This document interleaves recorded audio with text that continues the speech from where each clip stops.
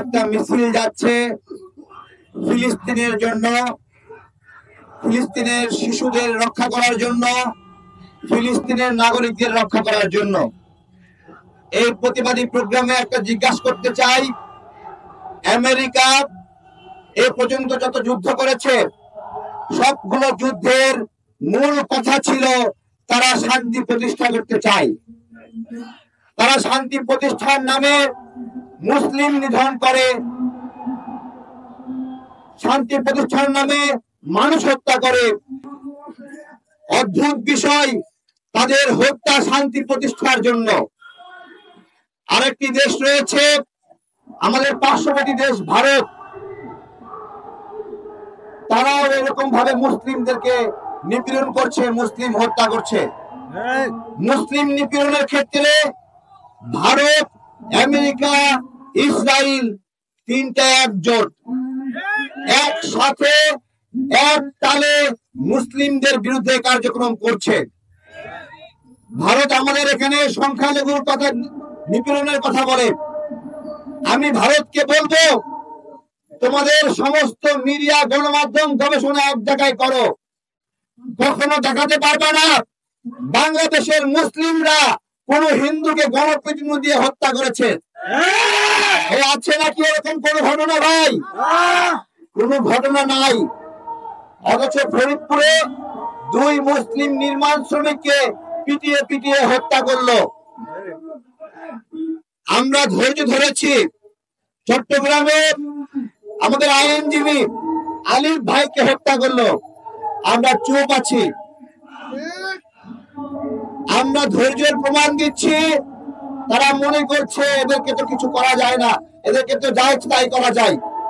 আমাদের ধৈর্য দেখে আমরা আপনাদেরকে বলবো, ভাই, ওরা যে যুদ্ধ করছে সেই যুদ্ধে আমরা তাল মেলাবো কিনা।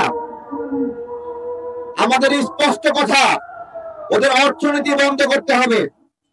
আমার দুঃখ লাগে, সারা বিশ্বে মুসলিম অর্থনীতি সবচেয়ে শক্তিশালী, আমাদের তেল অর্থনীতি শক্তিশালী, আমাদের স্বর্ণের অর্থনীতি শক্তিশালী, কিন্তু আমরা কিছু করতে পারি না।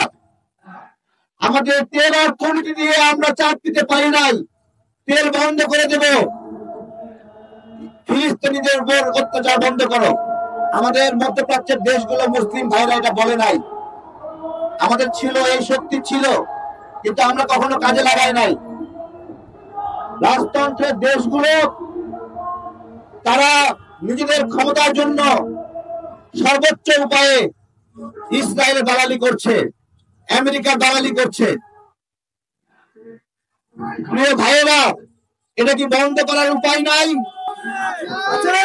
আমাদের হাতে ওই রাজাদের মতো হয়তো বা ক্ষমতা নাই, কিন্তু আমাদের হাতে আমাদের ক্রয় ক্ষমতা আছে, আমাদের পারচেজিং পাওয়ার আছে। স্পষ্ট কথা, আগামীকাল থেকে ইউনিলিভারের কোন পণ্য আমরা ব্যবহার করব না। স্পষ্ট কথা, কোন দোকানদার পেপসি কোক বিক্রি করতে পারবে না, আমরাও খাবো না। আমরা সচেতন ভাবে খেয়াল করব, যে দোকানদার পেপসি কোকের প্রতি মায়া দেখাবে ওই দোকানদার থেকে আমরা কোনো মালামাল কিনবো না। সোজা হিসাব, দোকানদার ভাইয়েরা, আপনারা সিদ্ধান্ত নেন যে আপনারা ফিলিস্তিনের ভাইদের রক্ত বিক্রি করবেন কিনা। যদি সিদ্ধান্ত থেকে সরে না আসেন, আপনারা বিপদে পড়বেন। প্রিয় ভাইয়েরা, এই ক্রয় ক্ষমতা কতটুকু শক্তিশালী আপনি আপনাকে বলছি। স্টারবাকস নামে একটা কফি বিক্রেতা রেস্টুরেন্টের কথা আপনারা জানেন।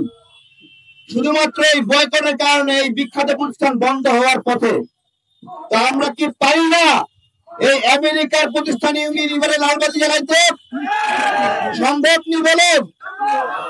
বিকল্প আমাদের স্কয়ার আছে, বিকল্প তিব্বত আছে, কেয়া আছে। সমস্যা আছে নি বলেন? কোনো সমস্যা নাই। এগুলো মনোযোগের সঙ্গে করতে হবে। আমাদের সমস্যা কি জানেন? আমরা বক্তব্য দিয়ে পাশে গিয়ে আবার ঢক ঢক করে কোক খাই। আমরা এইরকম চরিত্রের মানুষ। প্রিয় ভাইয়েরা,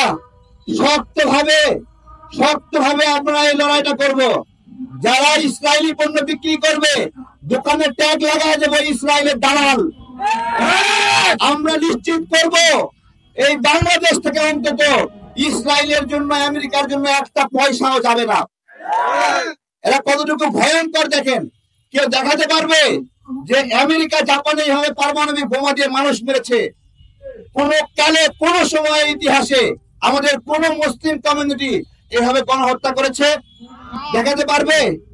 যেইভাবে এই বাংলাদেশটাকে হিন্দু রাজারা বৌদ্ধদেরকে কেটে কচুকাটা করেছিল, যে কারণে বৌদ্ধদের পবিত্র ভূমি ছিল এই বাংলাদেশ, সমস্ত বৌদ্ধ মায়ানমারে পালিয়ে যায় হিন্দুদের নিপীড়নে। ভারত কখনো দেখাতে পারবে যে এই মুসলিমরা কখনো কোনো কমিউনিটির উপর এই ধরনের নিপীড়ন করেছে? দেখাতে পারবে না। সুতরাং আমাদের টুপিওয়ালা ভাই, টুপি ছাড়া ভাই সবাইকে বলি, গত কয়েকদিন আগে শাহবাগে আমাদের একটা প্রোগ্রাম ছিল যে হিজাব কাণ্ডের পক্ষে বলার কারণে একটা ন্যারেটিভ দাঁড় করাইছে, কারো মাথায় বাড়ি যায়নি, পাশে গিয়ে বলছে